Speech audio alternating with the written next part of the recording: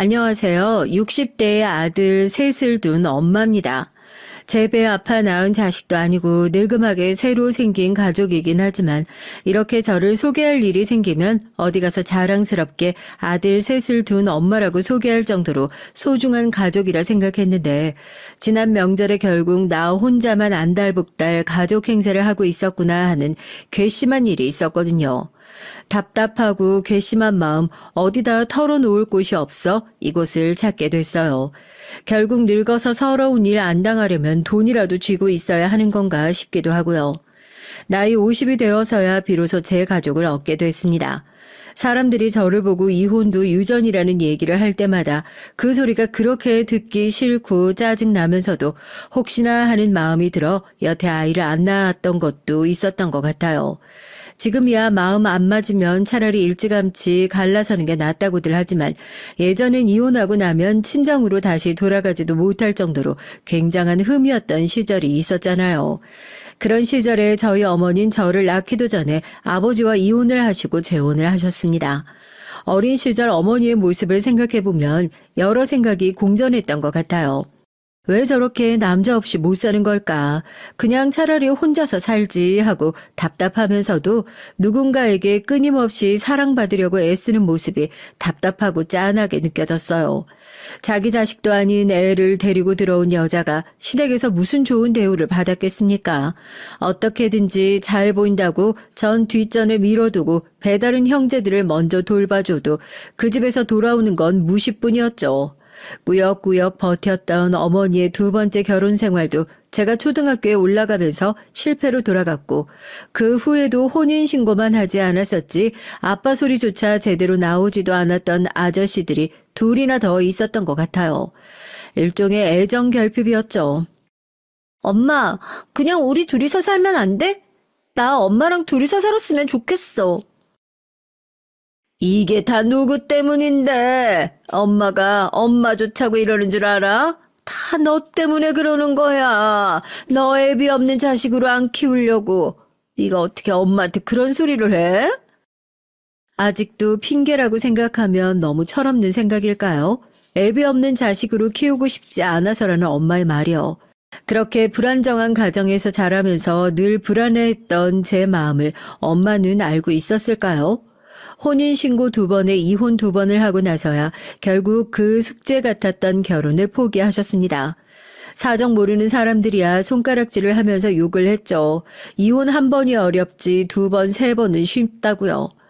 엄마의 결혼 실패 끝에 남은 건 상처밖에 없었습니다. 평범하게 결혼을 하고 자식을 낳고 가정을 이루고 사는 사람들은 지천에 널렸는데 그 쉬운 일이 왜 그렇게도 어려웠는지 참 기가 막히더라고요. 저도 처음엔 결혼 같은 거 안 하려고 그랬어요. 살다가 이혼을 하는 게 무서워서요. 내 결혼은 실패했으니 자식 결혼이라도 성공시켜야겠다는 엄만 제가 성인이 된 이후로 선자리에 미친 듯이 집착을 하더라고요. 대학을 졸업하고 잘 나가는 직장은 아니었지만 내 밥벌이 하고 난 이후로부터 주말마다 선자리를 어찌나 잡아대던지 선자리 나가기 싫어서 별의별 핑계를 다 대면서 도망을 다녔습니다. 몸이 안 좋아서 병원에 가봐야 할 것 같다. 회사에서 야근을 해야 한다. 친구네 부모님이 돌아가셔서 지방에 있는 장례식장에 내려가 봐야 한다. 엄마가 어떻게 잡은 선자리인데 네 조건에 어디 가서 이런 남자 절대 못 만나.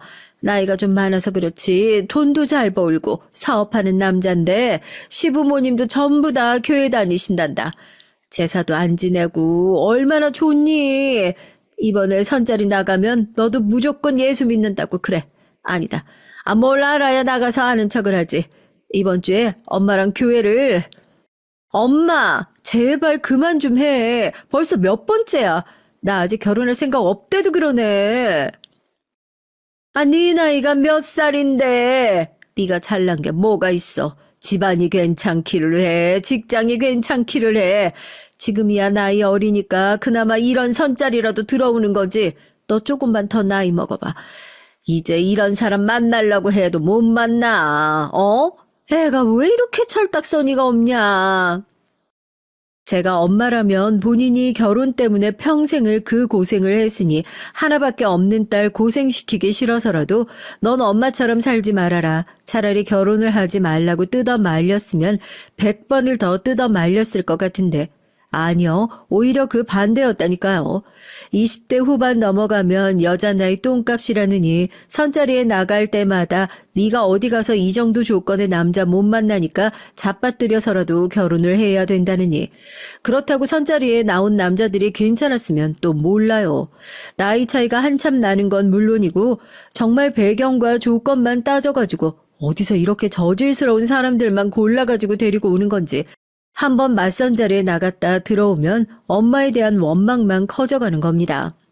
다 때려치우고 독립해서 나가야지 싶다가도 독립의 독자만 꺼내면 너까지 네 엄마 버리고 나가려고 하는 거냐고 엉엉 울면서 죽어버려야겠다는 소리를 하는 엄마 때문에 덩달아 저까지 정신병이 오는 것 같은 기분이 들더라고요. 젊었을 땐 정말이지 제가 무슨 엄마의 마리오네트로 사는 것 같다는 생각을 매일같이 했던 것 같아요. 제 결혼이 본인의 성과라고 생각하는 엄마도 문제지만 그 나이 먹고 엄마의 손에서 벗어나지 못하는 저 역시도 정상이 아니었던 거죠. 평생을 그렇게 살았으니 제정신이 그냥 그렇게 세팅이 되어 있었던 것 같아요. 자존감이고 독립심이고 어디 갔다가 개나 줘버린 그런 사람이요. 네. 결국 그렇게 목줄 묶여 질질 끌려다니면서 나갔던 선자리에서 개중에 제일 괜찮았던 6살 위의 사업가에게 시집을 가게 됐습니다. 상견례장이며 결혼식장이며 신부보다 신부 측 엄마가 더 활짝 웃는 결혼식은 아마 제 결혼식이 유일무이했을 거예요.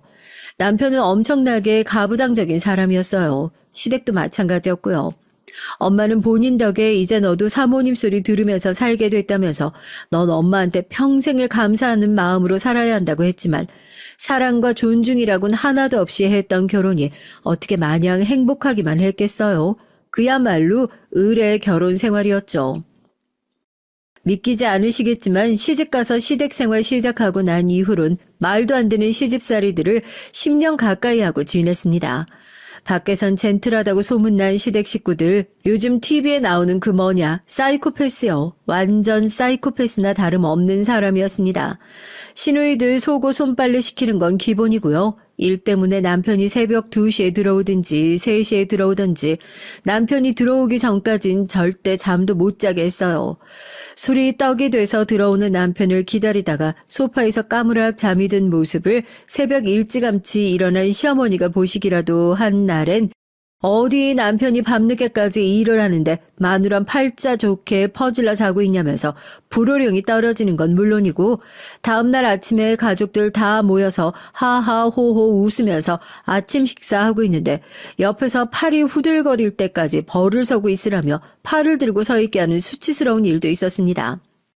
지금 생각하니까 그런 미친 집구석을 왜 버티고 있었는지 저도 어지간한 제정신이 아니었나 싶네요.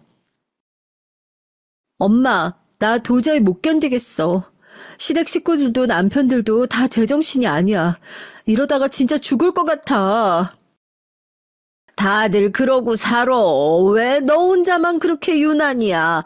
너도 엄마 꼴 나고 싶어? 버텨. 어떻게든지 버텨야지. 죽어도 그 집에서 죽어. 시집가면 원래 그 집안에 뼈를 묻을 각오를 해야지. 내 편이 되어줬으면 하는 엄마도 마찬가지였습니다.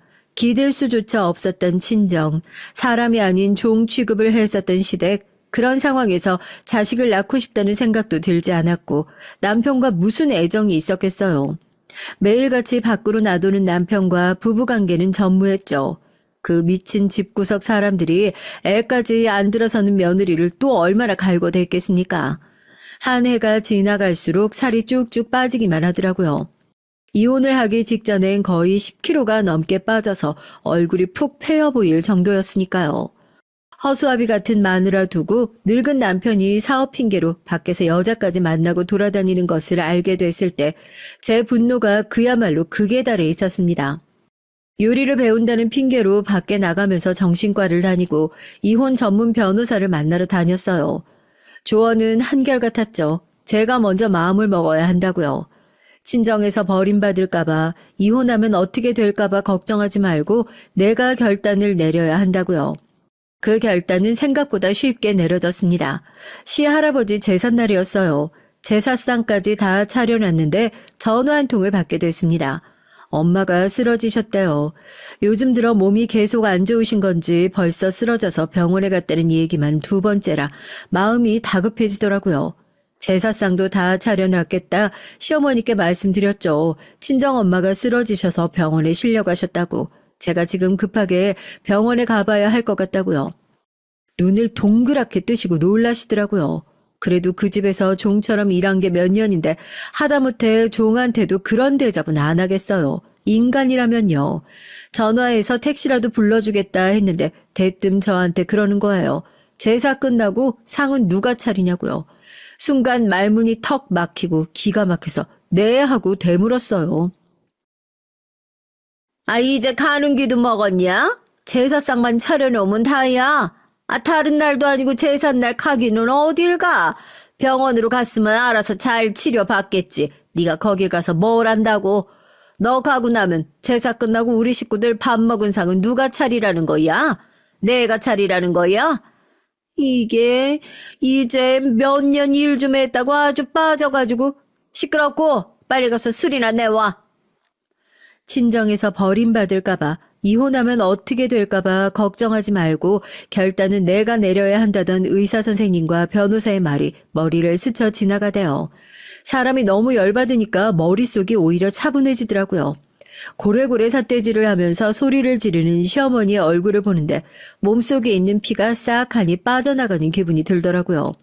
대답도 안 하고 주방으로 들어가서 주전자에 따뜻하게 데워놓은 정종을 들고 나왔습니다. 그리고 시댁 친척들 다 보는 자리에서 시어머니 머리 위로 그거 싹 다 부어버렸어요. 으아 하고 소리를 지르는데 한 방울도 남김없이 머리 위에 탈탈 붓고 주전자를 벽에다 쾅 하고 집어 던졌죠. 그때 완전 미친 사람 같아 보였는지 아무도 절 뜯어 말릴 생각도 못하더라고요. 그 지랄 맞던 시어머니조차도요. 진짜 온몸이 미친 듯이 덜덜 떨리는데 제가 손에 힘 딱 주고 시어머니 따귀를 그대로 올려붙였습니다. 짝 소리가 나고 시어머니가 나가 떨어지니까 그제서야 친척 어른들이 다 달라붙어서 저를 뜯어 말리더라고요. 가슴속에 응어리 친 게 뭐 터진 것처럼 발버둥을 치고 저한테 달라붙어 있는 사람들 다 떼어내고 그 자리에서 막 소리를 질렀어요. 야, 똑똑히 들어. 나 네 아들이랑 이혼할 거야. 내가 이 집 구석에서 당한 거 평생 저주하고 원망하면서 살 거야. 너 편안하게 살고 싶으면 꼭 나보다 먼저 죽어. 알겠어? 내가 먼저 죽으면 귀신이 돼서 너랑 네 아들, 이 집안 식구들, 네 딸, 네 손주, 네 손주의 자식들까지 평생 쫓아다니면서 괴롭힐 테니까. 앞으로 나 건드리면 가만 안 둬. 알겠어? 알겠냐고! 진짜 미친 사람처럼 소리를 버럭버럭 지르니까 매일 저를 그렇게 갈구던 시어머니가 아무런 말도 못하고 바닥에 주저앉아 자기 뺨만 부여잡고 덜덜덜 떨면서 저를 쳐다보더라고요. 자리에서 꼼짝도 못하는 남편 놈 멱살 잡고 너도 살고 싶으면 조용히 이혼하라고. 그리고 그 집 그대로 나왔습니다. 택시 잡아 타고 병원으로 가는데 눈물이 펑펑 나오더라고요. 이렇게 소리 내서 울어본 게 언젠지 기억도 안 나요. 택시 기사님이 제가 우는 모습을 보고 뭐 엄청나게 사연이 있는 여자인가 보다 싶었는지 휴지를 한 뭉치 건네주시더라고요. 그렇게 병원에 도착해서 미친 듯이 달려가니 엄마가 이제 막 병원에서 나오고 있더라고요. 괜찮냐고 물어보니까 너 시댁 제사는 어떻게 하고 여기 왔냐고. 거기다 대고 뭐라고 그래요. 어차피 나중 되면 다 알게 될 일인걸요. 집에 가서 얘기하자고 하고 택시 타고 친정으로 다시 들어왔죠. 딱 봐도 시댁에서 무슨 일이 있었던 것 같으니까 엄마가 무슨 일 있냐고 거기다 대고 나 이혼한다고 얘기했습니다. 뒤집어지더라고요. 당장 들어가서 죄송하다고 빌라고. 제가 그 집에서 어떤 꼴을 당하고 지금 무슨 짓을 하고 나왔는데 거기다 대고 빌랍니다. 나 시어머니 따귀 날리고 왔어.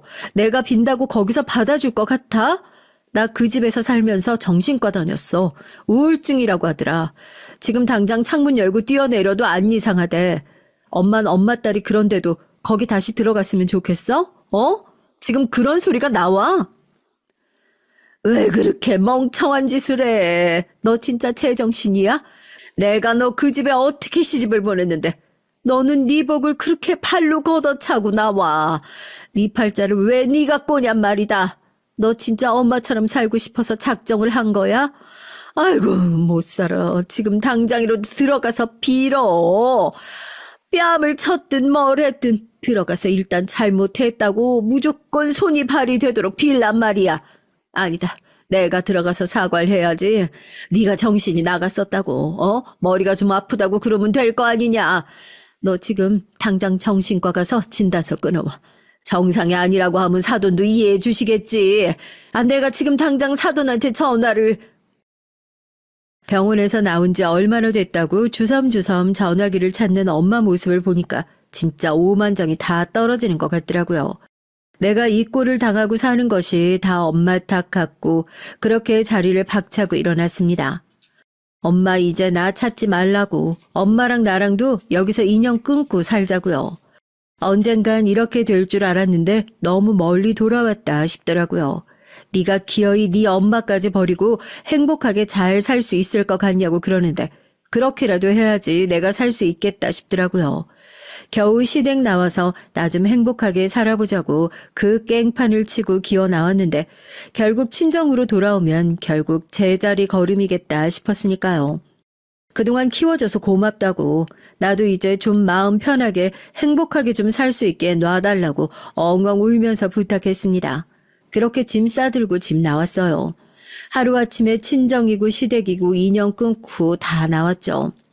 죽도록 열심히 살았던 것 같은데 남는 건 하나도 없더라고요. 월세방 하나 구해서 시댁에 있을 때 만났던 이혼 변호사 다시 찾아가 이혼 소송 걸었습니다. 시댁에서 깽판을 친 보람이 있었는지 아니면 얼굴 팔리기 싫어하는 치들이라 그랬는진 몰라도 항손이 뭐니 귀찮은 짓거리 안 하고 생각보다 조용하고 깔끔하게 끝나버리더라고요. 이렇게 금방 허무하게 끝날 거 뭐하러 그 오랜 시간 동안 나 혼자 속 끓이고 속 골마가며 애태움에 살았는지요.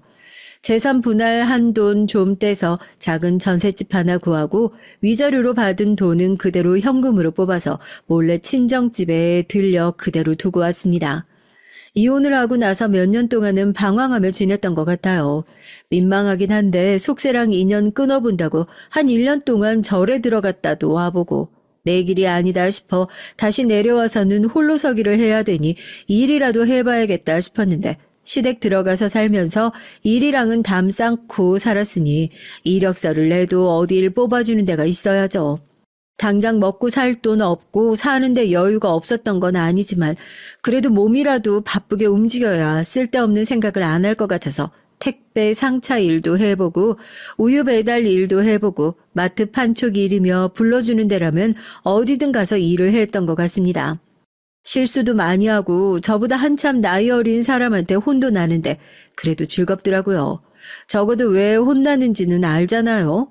그래도 묵묵하게 일 잘한다고 인정도 받고요. 그렇게 몇 년이 흐르고 몇 번 직장을 옮기고 나서 남들은 다 은퇴 준비할 시기 아름아름 소개를 받아서 조그만 회사에서 계약직으로 비품 관리를 하는 총무 일을 맡아서 하게 됐습니다. 매일 출근할 곳이 생겼다는 것만으로도 인생이 달라진 것 같았어요. 선생님, 혹시 저녁에 저 대신 문단속만 좀 해주시면 안 될까요? 제가 저녁에 갑자기 아기 때문에 집에 가봐야 할 것 같아서 부탁 좀 드릴게요.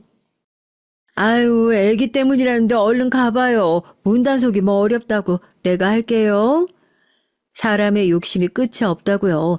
남들 사는 것만큼 평범하게 출퇴근하며 조용하게만 지냈으면 좋겠다 싶었는데 막상 또 그렇게 지내면서 주변 돌아보니 제 나이 또래 사람들 다 평범하게 가정 꾸리고 자녀 돌보면서 행복하게 지내는 모습이 그렇게 부러워 보일 수가 없었습니다. 점심시간에 밥 먹으면서도 자식 얘기, 애들 대학 등록금이 왜 그렇게 비싼지 모르겠다. 사달라는 게 뭐가 그렇게 많은지 모르겠다. 애 하나 키우는데 등골이 휜다. 얘기를 하는 사람들이 제 눈치를 보면서 애 없는 게 축복이랍니다. 이 꼴 저 꼴 안 봐도 되니까 차라리 마음 편하고 좋다고요. 요즘 사람들은 딩크니 뭐니 일부러 애 안 낳고 살기도 한다고요. 아이도 그렇습니까 하면서 하하 웃긴 하지만 속으로는 얼마나 부러운지 몰라요. 나도 살면서 그런 고민 한번 해보면 얼마나 좋을까 하고요. 그때 내가 멀쩡한 사람 만나서 시집만 잘 갔어도 나도 이 사람들처럼 애들 키우는데 뭐가 힘드니 어쩌니 이 사람들이랑 똑같은 고민하면서 평범하게 지냈을 텐데 하고요. 풀 죽어있는 제게 회사 동료가 취미라도 가져보라고 그러더라고요. 선생님, 혼자 계시지 말고 요즘엔 동네에서 비슷한 나이 또래끼리 자전거도 타고 등산도 하고 동호회 같은 것도 많이 한다고 하더라고요. 그런데 한번 나가보시죠. 안 그래도 운동 나가보실까 하셨잖아요. 주말에 집에만 계시지 말고 그런데 나가보시면 좋을 것 같은데. 나이 먹어 그런데 나가 뭐 할 거냐 하니까 아니라고. 요즘에 제 나이는 나이 먹은 것도 아니라고 친절하게 이것저것 알려주더라고요. 마음이 헛헛하기도 하고 마침 운동 생각도 있어서 그러면 평소에 산 타는 걸 좋아했으니까 사람들이랑 등산이나 같이 나가볼까 하고 그렇게 등산 동호회를 나가게 됐어요. 일하면서 여러 사람들 만나보긴 했지만 외향적인 사람들 모여있는 자리에 나간 건 그게 처음이었으니 구석에서 쭈뼛거리고 있는데 오늘 처음 나온 거냐고 친절하게 누가 말을 걸어주더라고요. 그게 지금 2년이 된 남편이었습니다. 다들 성큼성큼 앞질러 가는데 운동이 서툴러 뒤처지는 저와 발을 맞춰서 걸어준 덕분에 같이 산을 타면서 이런저런 얘기를 자연스럽게 하다 보니까 어색할 줄 알았던 산행이 즐겁더라고요. 자기도 아내와 사별한 지 몇 년 되고 셋 있는 아들도 다 결혼시켜놓고 나니까 연락도 뜸하고 마음이 허전해서 여기 나와 사람들 만나기 시작했다면서요. 그래도 아들들이 있으니까 북적거려 좋겠다고 전 그런 무뚝뚝한 자식도 가족도 없다 제 얘기를 털어놨습니다. 처음엔 그저 오늘 한번 보고 말 사이다 생각하고 했던 얘기였죠. 안 죽고 여태 잘 살아있는 것이 용하네요. 고생하셨습니다. 어디다가 말도 못하고 얼마나 힘들었을 거야 그래. 기댈 데도 없고 속만 끓였을 거 아니에요. 속이 다 썩어 문드러졌을 거 아니야. 내가 그렇게 힘들어봐서 그 심정 다 이해해요. 누구한테 말을 한다고 나아질 것 같지도 않지만 그렇다고 나 혼자 들고 있기엔 또 너무 무겁고 말할 것도 없고 얼마나 힘들었을 거야. 짜내라. 제가 언제 살면서 그런 얘기를 들어보겠어요. 갱년기가 왔나 괜히 눈물이 찔끔 나오더라고요. 손수건으로 땀 닦는 척 하면서 괜히 눈시울을 닦아내고 있으니까 서툴게 등을 두들기는데 그게 참 고마웠죠. 짧게 끝날 줄 알았던 인연은 산행이 끝나고 나서도 이어졌습니다. 나이 먹어서 이런 소리를 하는 게 주책 맞고 속 없는 소리라는 것도 알지만 왜 이런 인연을 이제야 만났나. 이 사람이랑 젊었을 적 만났으면 얼마나 좋았을까. 이렇게 괜찮고 좋은 사람을 진작에 만났더라면 그러면 나도 꽤 괜찮은 가정을 이루고 살았을 수도 있었을 텐데 후회스럽더라고요. 마음이 서로 외로운 사람들끼리 나이 먹고 만나 많은 의지가 됐습니다. 말도 잘 통하고 살면서 여지껏 받아본 적 없는 배려를 받아봐서 그게 참 신기하고 좋기도 하고요. 난 당신만 괜찮다고 하면 늦긴 했지만 제대로 혼인신고하고 같이 살았으면 좋겠어. 우리가 이제 살아봤자 얼마나 더 산다고. 마음 맞는 사람끼리 같이 살았으면 싶은데 한번 이혼하고 제대로 된 가정 꾸려보는 게 소원인 사람한테 혼인신고도 없이 같이 살자 소리는 못하겠어. 당신 생각은 어때? 나야 좋지만 어떻게 우리 생각만 해. 당신 아들들은 어쩌고. 사별한 처랑 사이도 좋았다면서 아들들이 나를 뭐라고 생각하겠어. 좋은 소리 못 들을 것 같아서 아유 난 싫어. 몇 년을 그렇게 만나면서 아들들도 저의 존재에 대해 어렴풋이 알고는 있었습니다. 그다지 좋지 않은 시선으로 보고 있다는 것도요.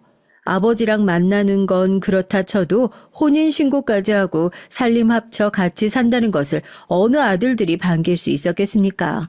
하지만 남편 생각은 단호하더라고요. 자기도 아들들 최선을 다해 키워놨고 사별한 아내 아팠을 때 병수발도 최선을 다했으니 이제 숨 돌리고 행복하게 좀 살고 싶다면서요.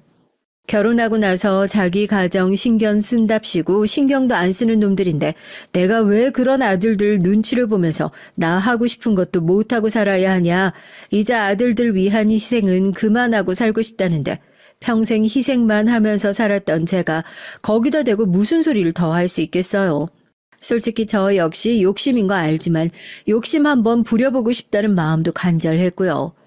그렇게 아들들을 불러 모아 정식으로 인사를 했습니다. 그냥 힘든 구석 있는 사람들끼리 의지하고 살아보려는 거지. 너무 안 좋게만 보지 말아다오. 어줍지 않게 엄마 대접은 바라지도 않을 테니까 이제 와서 결혼한다. 아버지가 이기적이다 생각하고 너무 미워라 생각 말고. 아버지가 좋다는데 뭐 어쩌겠어요. 아버지 고생하신 거 저희가 모르는 것도 아니에요. 그냥 이런 결정하신 게 너무 갑작스러워서 그래요. 아버지가 이기적이라 생각하지 않고 미워하지도 않아요.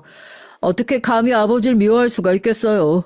누구보다 고생하신 거 뻔히 다 아는데요, 저희도. 노발대발 화를 내며 반대할 줄 알았는데 한숨을 푹푹 쉬며 아버지 혼자 계시는 것보다 그래도 옆에 마음 맞는 분 같이 계시는 게 자기들도 마음 편하고 좋지 않겠니 하는데 하나같이 속 깊은 아들들을 둔 것 같아 저도 그제서야 마음이 놓이더라고요. 엄마 대접 그까짓 거 안 받으면 좀 어쩌냐 싶고요. 그렇게 살다 보면 조금씩 마음 열리는 날 오겠거니 싶고. 그나저나 새아가들은 왜 다들 안 왔어? 오늘 어머니 인사시켜드린다고 미리 얘기 안 했냐? 아무리 바쁜 일이 있어도 이런 자리엔 가족들이 다 참석을 해야지. 1년에 몇 번이나 본다고. 이럴 때 아니면 인사할 시간도 없을 텐데. 오늘 회사에 일이 있어가지고 못 온다고 하더라고요. 나중에 따로 뵙고 인사드릴게요. 남편의 며느리들은 다 어디 갔냐, 왜 안 왔냐 물으니까 아들들이 서로 눈치를 주고받더니 일이 있어 못 왔다. 나중에 따로 찾아뵙고 인사를 드린다. 어물쩍 넘어가더라고요. 그때 딱 눈치를 챘어야 하는데요. 어떻게 새 며느리들 중에 한 명도 이런 자리에 안 나올 수 있나 싶다가도 제가 그 시집살이 때문에 아주 지긋지긋 학을 떼본 사람인데 꼬치꼬치 캐물어봤자 서로 스트레스만 받지 좋을 게 뭐가 있나 싶어서 그 자리에선 더 얘기를 하지 않았거든요. 아들들이랑 그렇게 인사하고 나서 남편한테 넌지시 물어봤죠. 며느리들은 좀 어떠냐 하고요. 아들 다 잘 키워놨다고 생각했는데 결혼하고 나서 며느리들 때문에 안 그래도 골치가 아팠었답니다.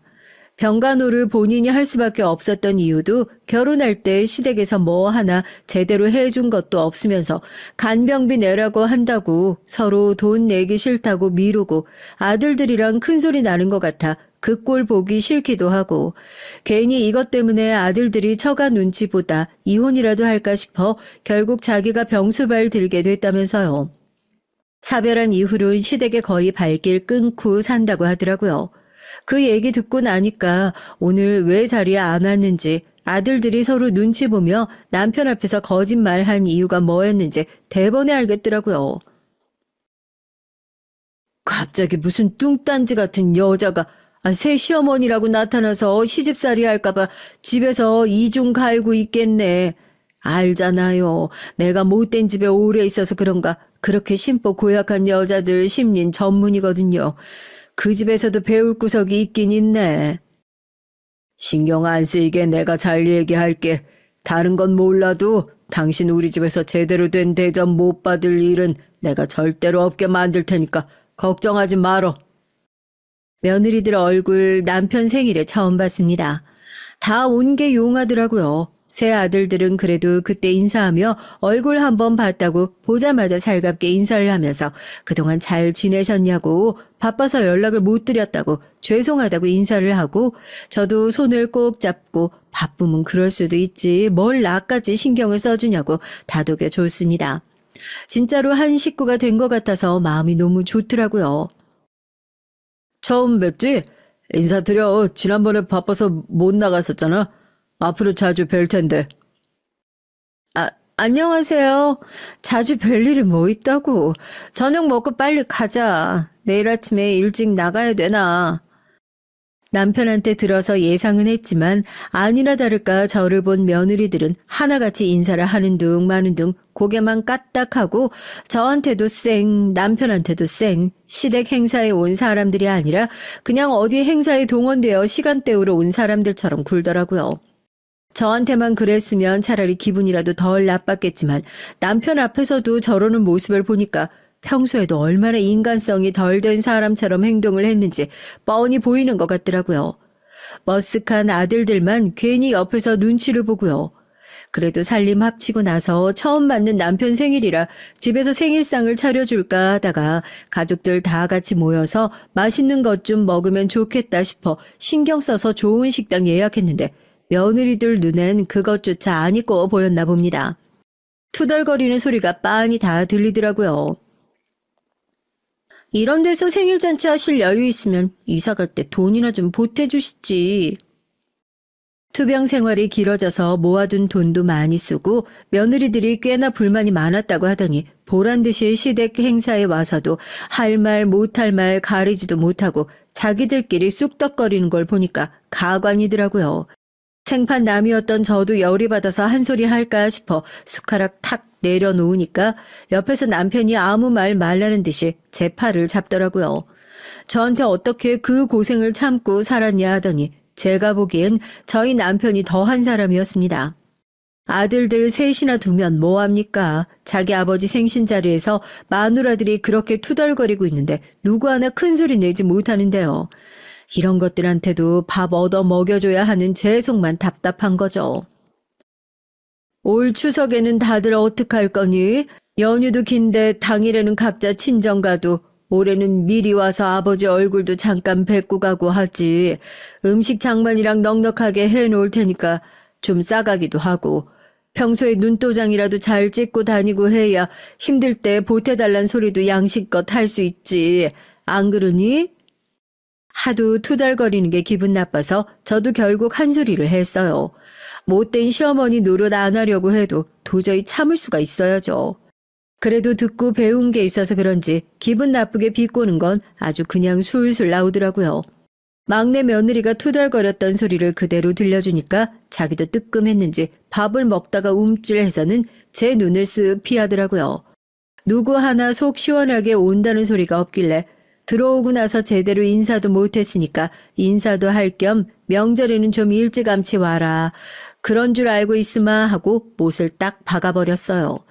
식사 끝나고 나서 남편이 이럴 땐 자기가 자식들 참 잘못 키운 것 같다고 저 붙들고 신세 한탄을 하더라고요. 제가 그랬죠. 당신 자식 잘못 키운 거 맞다고. 자기 아버지가 그런 소리를 듣고 있는데 어느 한 놈도 나서서 뭐라고 하는 놈이 없냐고. 버르장머리 고쳐주고 싶어서 내가 일부러 트집 좀 잡았다고요. 자기들은 시집 올 때 뭐 금은보화라도 들고 왔대. 시댁에 돈 맡겨놓은 것도 아니면서 뭐 그렇게 돈독이 올라가지고 돈돈거려. 하여튼 두고 봐. 이번 추석에도 그렇게 싸가지없게 굴었다가는 내가 아주 본때를 보여줄 테니까. 남편 성격에 어지간히도 참고 있었겠다 싶어서 저도 추석 날만 벼르고 있었습니다. 저도 이번 가정은 꼭 잘 지켜내야겠다는 욕심이 있었으니까요.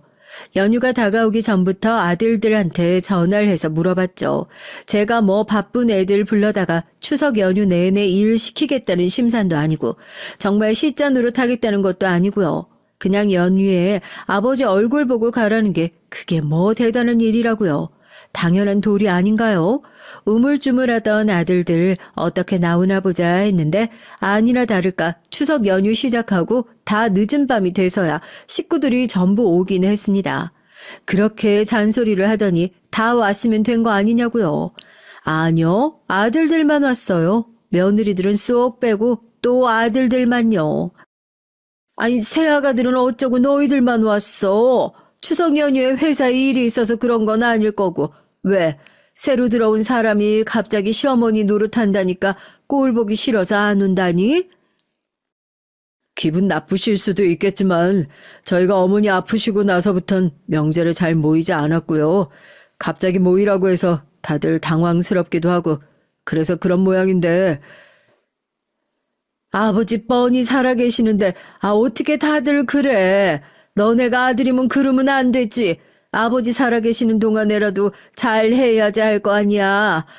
내가 그랬지. 어머니 노릇할 생각도 없고 어머니 대접하라는 것도 아니라고. 다른 거 다 안 바랄 테니까 아버지한테만 잘하라고.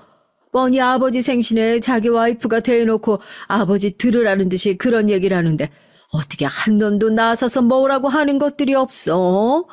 갑자기 모이라고 해서 당황스러우면 남편 보내서 이렇게 말 전하는 게 맞아? 본인들은 입이 없어.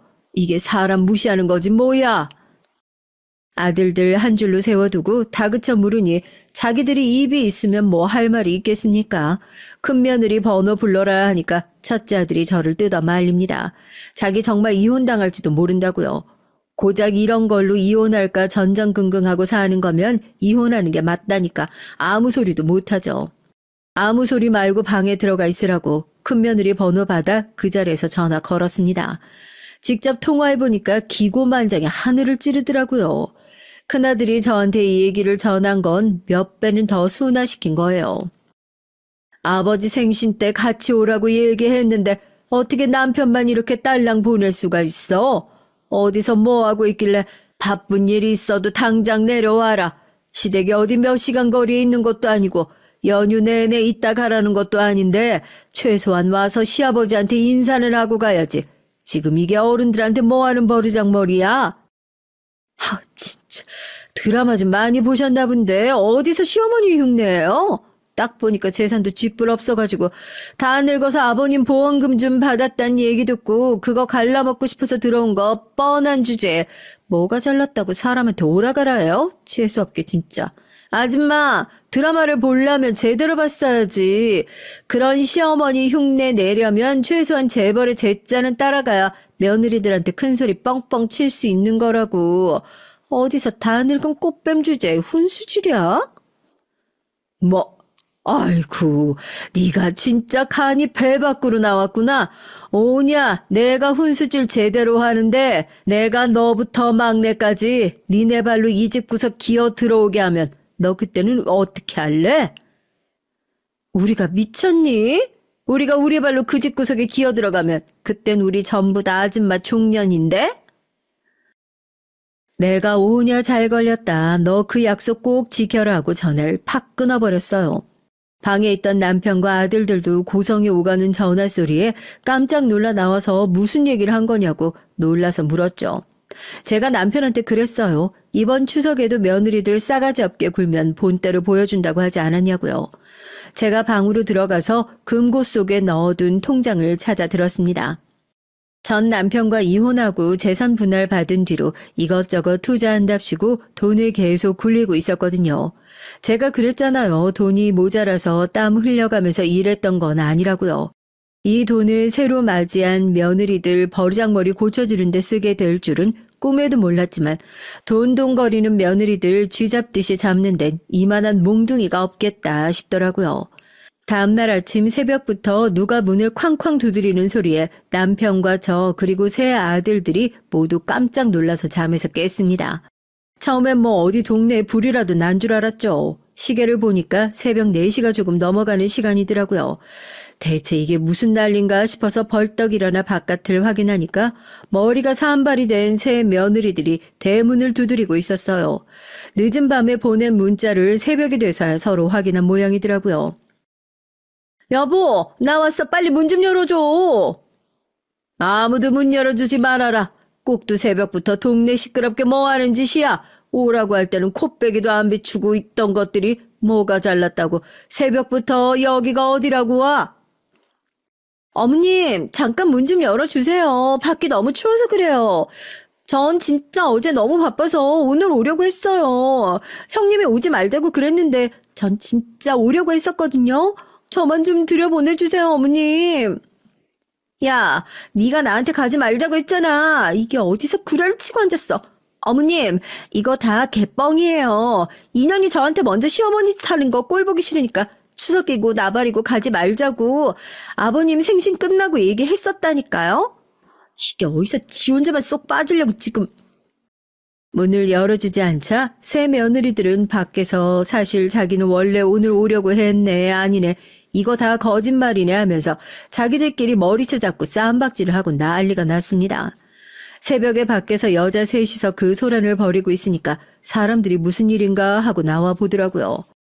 더 이상 밖에 저 모지리들을 내버려 뒀다간 정말 동네 망신이 되겠다 싶어서 어쩔 수 없이 문을 열어줬습니다. 그 짧은 사이에 자기들끼리 머리채를 쥐어뜯고 얼굴을 핥히고 아주 엉망진창이 되어가지고는 명절 연휴 시작부터 꼴이 아주 가관이더라고요. 남편과 아들들은 이게 대체 무슨 상황인지 어안이 벙벙하고요. 집안 문을 열자마자 새 며느리인 제 앞에 무릎을 넙죽 꿇고 앞다투어 자기가 잘못했다고 한 번만 용서해달라고 엎드려서 빌기 시작했고요. 첫째야, 네가 어제 나한테 안 그랬니? 니네 발로 여기 다시 기어들어오면 뭐라더라? 니네가 아주 평생 내 종년한다 그러지 않았어? 왜? 그거 보니까 욕심이 나든? 어머님, 종년이든 뭐든 제가 평생 사죄하는 마음으로 살게요. 제가 진짜 시간을 돌릴 수만 있다면 어제 전화로 망발한 거 제 입을 다 찢어놓고 싶어요. 제발 한 번만 용서해 주세요. 어머님이 시키는 거라면 뭐든지 다 할게요. 평생 어머님 옆에서 수발 들면서 살라고 하면 그러고 살게요. 네? 제발 저 한 번만 용서해 주세요. 아니 이게 다 무슨 소리야? 얘네가 단체로 약이라도 집어먹었나? 갑자기 왜 이러는 거야? 평생 종이라도 하겠다니? 그건 또 다 무슨 소리고? 저는 대답 대신 방으로 들어가 금고 안에서 통장 하나를 꺼내와 남편과 아들, 며느리 앞에 펼쳐 보였습니다. 어젯밤 사진을 찍어 며느리들에게 문자로 보냈던 바로 그 통장이요. 통장 안엔 100억 남짓한 돈이 찍혀 있었고요. 제가 전 남편과 헤어지고 난 이후로 몇십 년 동안 굴려왔던 돈이었으니 재혼을 한 남편 역시 까맣게 모르고 있었던 돈이었죠. 워낙에 돈 욕심이 없는 사람인 건 알고 있었으니 저도 남편이 제 돈에 욕심내지 않을 거란 것 정도는 알고 있었기에 딱히 이 돈을 가지고 뭘 어떻게 해보려는 생각이 없었는데 며느리들은 달랐던 겁니다. 이 돈을 보자 눈이 확 돌아버린 거죠. 제 발로 절대 이 집에 들어오지 않을 거다 엄포를 놨었던 것들도 꽁지가 빠져라 와가지고는 납죽 엎드려서 슬슬 긴 이유가 바로 이 돈 때문이었던 겁니다. 아이고 이 모질이들아. 시부모가 돈이 있으면 챙기고 돈이 없으면 내다 버리는 그런 거냐? 어떻게 너네는 마누라라고 이렇게 하나같이 모자란 것들만 그것도 셋이나 주워다가 결혼을 했어. 아버지 보기 부끄럽지도 않니? 어제까지만 하더라도 나한테 딱 보니까 재산도 쥐뿔 없어가지고 다 늙어서 아버님 보험금 좀 받았다는 얘기 듣고 그거 갈라먹고 싶어서 들어온 거 뻔한 주제. 뭐가 잘났다고 사람한테 오라가라냐. 다 늙은 꽃뱀이다. 이런 소리를 했던 게 100억 찍혀있는 통장 보여주니까 갑자기 어머님 소리가 아주 뭐 녹음기를 틀어놓은 것처럼 나오지. 너네는 그런 소리 하면서 자존심도 상하지도 않니? 어제 통화 내용을 까맣게 모르고 있었던 남편은 그 얘기를 듣자마자 화가 나서 아들과 며느리에게 호통을 치기 시작했어요. 어떻게 감히 저한테 그런 소리를 하고도 뻔뻔하게 집으로 기어들어올 수 있느냐면서요. 어제까지만 해도 진짜로 돈이 없어가지고 돈 보고 들어온 사람인 줄 착각해서 그랬다고 기어들어가는 목소리로 말하는 며느리들을 한심하게 바라보던 아들들이 며느리의 팔을 잡고 일으켰습니다. 어머님, 아버님 죄송합니다. 어머니 말씀대로 제가 결혼을 잘못해도 단단히 잘못했는데 이런 사람 데리고 살면서 이혼당할까봐 전전긍긍했던 게 한심하네요. 뭐하고 앉아있어? 그딴 소리 해놓고도 저 돈이 욕심이 나? 당신이 사람 새끼야? 사람들 다 보는 앞에서 나한테 뺨이라도 얻어맞고 싶은 거 아니면 당장 일어나. 100억이라고 100억. 어머님 돌아가시면 그 돈 장남이 제일 많이 받는 거 몰라? 아무것도 모르면 가만히 좀 있어. 야, 네가 그런 인간인 거 뻔히 아는데도 내가 계속 너랑 살 것 같아? 설령 어머니가 돌아가시고 내가 그 돈 받는 한이 있어도 너한테는 한 푼도 안 들어갈 거니까 꿈 깨. 아들들은 고개를 꾸벅 숙이고 며느리들을 질질 끌고 집 밖으로 나가고 그렇게 시끄러운 추석이 겨우 마무리됐습니다. 남편은 놀란 가슴을 쓸어내리면서 자기가 평생 풀지 못했던 숙제를 당신이 이 집에 와서 풀어준 것 같다면서 어떻게 고맙다는 인사를 해야 할지 모르겠다고, 부끄러운 꼴 안 보이겠다는 약속을 제대로 지키지 못한 것 같아 미안하다는 얘기를 하더라고요. 저도 시집 오자마자 며느리들에게 이런 소리 들을 땐 이 결혼 이번에도 실패구나 하는 생각이 잠깐이나마 들었답니다. 뭐 비단 통장에 들어있는 100억 때문이겠습니까? 제가 큰 소리를 낼 수 있었던 이유요. 제 곁엔 든든한 남편도 이제는 제 편이 되어줄 든든한 새 아들도 있다는 사실을 깨닫고 나니 더 이상 두려울 것이 없더라고요. 옛날과 달리 이젠 저에게도 진정으로 기댈 수 있는 제대로 된 가족이라는 게 생겼으니까요. 남편은 통장에 그 큰 돈이 들어있다는 걸 알았으니 이제 당신이랑 무서워서 어떻게 살겠냐고, 사는 동안 기부 좀 많이 하고 그 돈 자기 몰래 어디 다 갖다 써버리고 오라고 하더라고요. 참 말년에 이렇게 욕심 없는 사람 만난 것도 인생에 다시 없을 복이다 싶습니다. 그래서 그 뒤엔 어떻게 됐냐고요? 셋 중에 제일 심보 고약했던 첫째는 정말로 이혼을 준비하고 있습니다. 저 역시도 이혼이란 힘듦을 한번 겪어봤기 때문에 그 정도 따끔하게 혼냈으면 됐다 싶기도 했는데 또 첫째 아들 마음은 그게 아닌가 봐요. 자기랑 같이 사는 사람 그렇게 밑바닥까지 다 봐버렸는데 한번 깨져버린 신뢰를 어떻게 다시 붙이면서 살겠냐고요. 저 사람 닮은 자식 낳을 생각을 도저히 못하겠다고 하더라고요. 자기가 내린 결정인데 뭐 저희가 어찌 왈가왈부를 할 수 있겠어요. 둘째네랑 셋째네도 집에 가서 죽어라 혼나고 얼마 전엔 아들이 따로 남편을 찾아와서 울면서 사과를 하더라고요. 그동안 아버지가 자기들 가정 지켜준답시고 눈치 보고 지냈던 거 알면서도 모른 척 했었다고 너무 죄송하다고요. 한 명만 참으면 아무런 일도 일어나지 않을 거라고 생각했던 자기들이 너무 창피하고 비겁했다고, 이제 다신 그런 생각하지 않겠다고 한 번만 용서해달라며 울면서 진심으로 용서를 구하는데 마음 약한 남편이 용서해 줬으니 저 역시 너그러운 마음으로 이제 가족들을 다 품고 살아주어야겠죠. 가족들의 모습이 많이 달라졌습니다. 남아있는 며느리들은 돈 때문인지 아들들 때문인진 몰라도 시댁 눈치란 걸 보기 시작했어요. 그래도 집안에 경조사가 있을 때마다 꼬박꼬박 남편한테 연락을 하고 인사를 하는 모습을 보면서 시집살이라는 거 잘만 시키면 그렇게 나쁘진 않은 것 같다는 조금은 위험한 생각을 종종 하기도 합니다. 그렇게라도 가족의 목소리를 듣고 자기 전까지 아들 얘기, 며느리 얘기 즐겁게 하는 남편의 모습을 보면서 과정이 좀 치졸하고 더럽긴 했지만 이런 식으로라도 억지로 가족을 화해시켜 다행이라는 생각도 들고요. 요즘 자식돌이 못하고 사는 사람 참 많죠. 저 역시도 그중 하나였고요. 자식돌이라는 게 뭐 크게 어려운 것도 없는데도 왜 세상이 그렇게 더 각박해지는지 모르겠습니다. 죽었는지 살았는지 연락 한번 해보고 좋은 거 보면 부모 생각 한 번 더 하고 적어도 평생을 자식 키우느라 희생만 했던 부모가 서러워지는 일 없도록 자식도 부모의 입장에서 한 번만 생각해 준다면 이런 일은 없을 텐데 하고 안타까운 마음이 들어서 이렇게 사연을 적게 됐습니다. 제 사연을 듣고 나도 자식된 도리를 다 하고 살진 못할 것 같은데 하고 뜨끔하시는 분이 있다면 이제서라도 늦지 않았으니 정말 더 늦기 전에 부모는 효도까지도 바라지 않으니 제발 기본적인 도리라도 하고 살았으면 합니다. 20대의 시간, 60대의 시간, 속도가 달라요.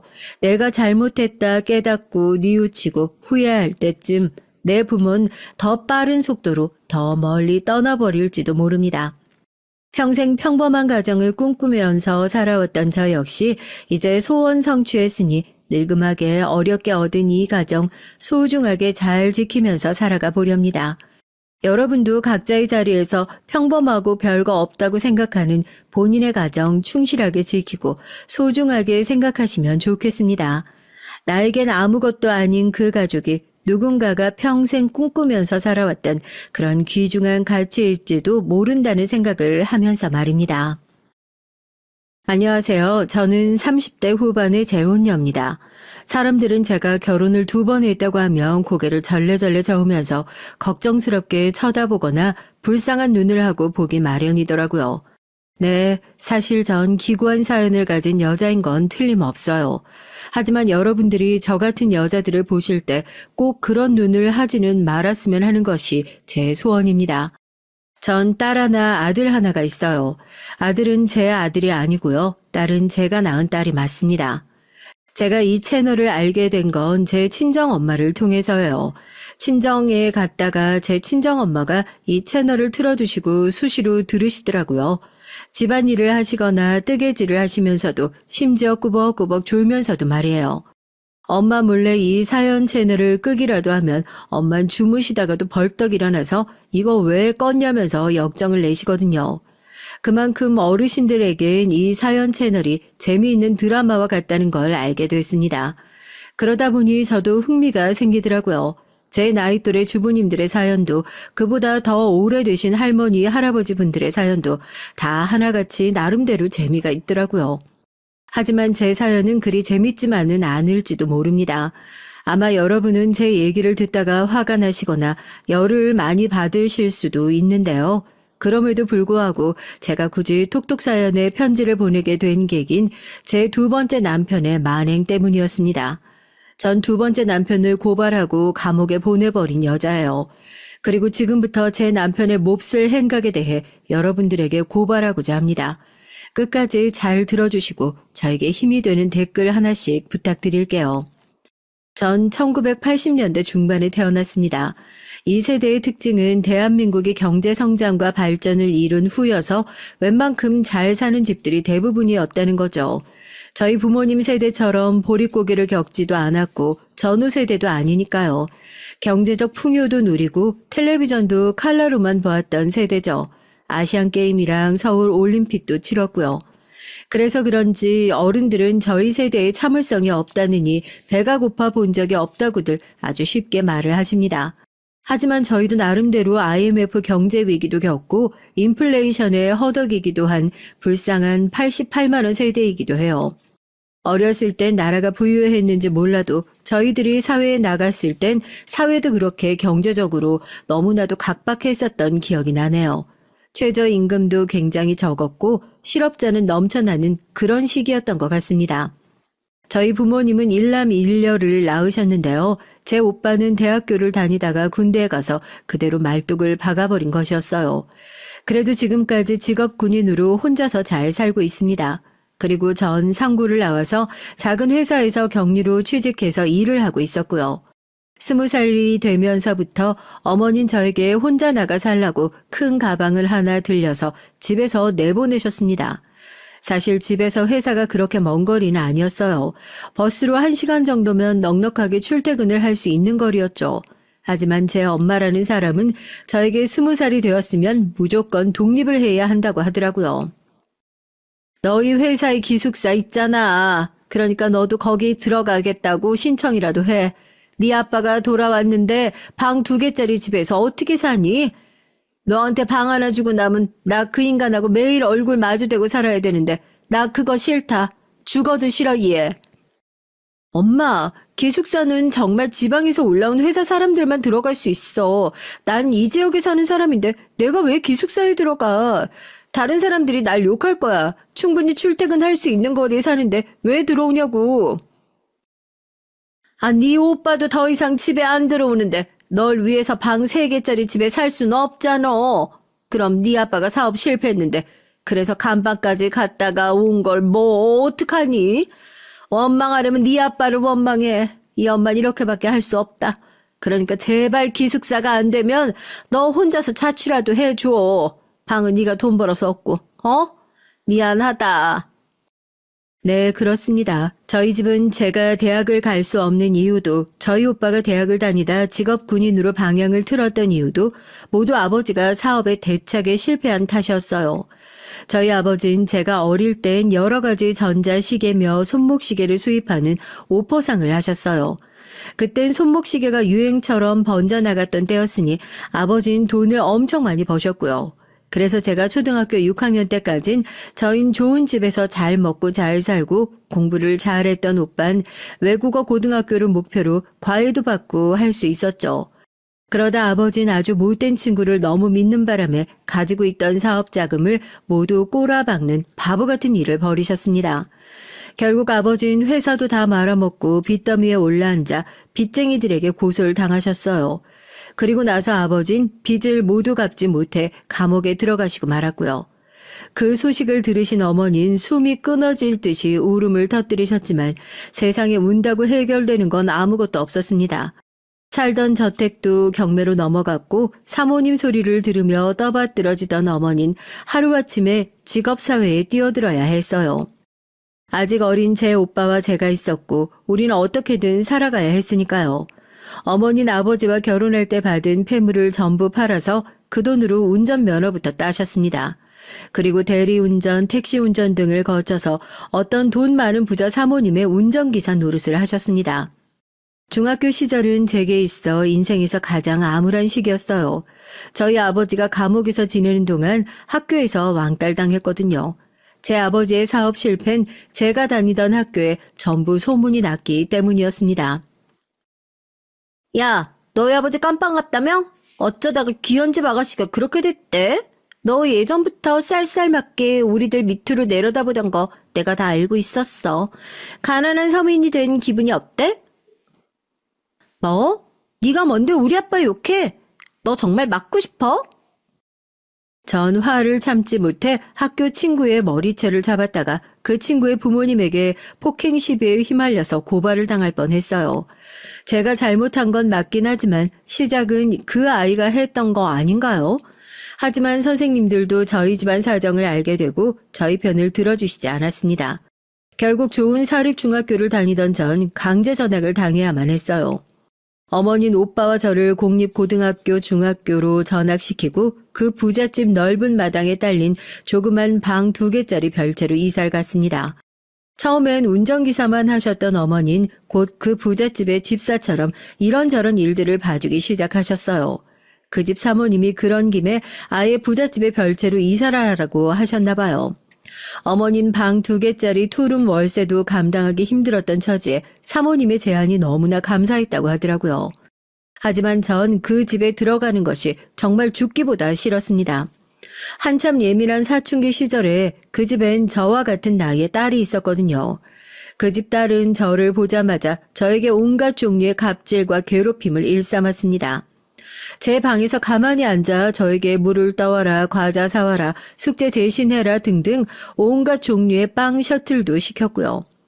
제가 말을 안 들으면 그녀는 어머니에게 말해서 우리 식구들을 집에서 쫓아내라고 말할 거라고 협박도 매일 일삼았습니다.